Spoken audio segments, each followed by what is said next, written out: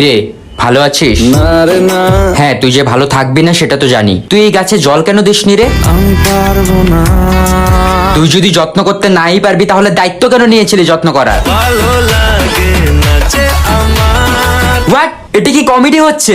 একটা গাছের প্রাণ চলে গেছে তোর জন্য, তোর খারাপ লাগে না? না রে না, ছি ভাই ছি, তোর লজ্জা লাগা দরকার। আর কত নিচে নামবি তুই? জানি না যাবো কদ্দূরে এখনো।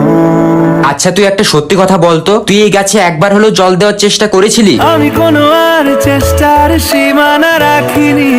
হ্যাঁ, সেসব জানা আছে। তুই চেষ্টা করলে আজকে আর এই গাছের এমন অবস্থা হতো না। আর কি বোঝাবো বল। থাক, আর কিচ্ছু ভুলভাল বোঝানোর দরকার নেই। কি হলো?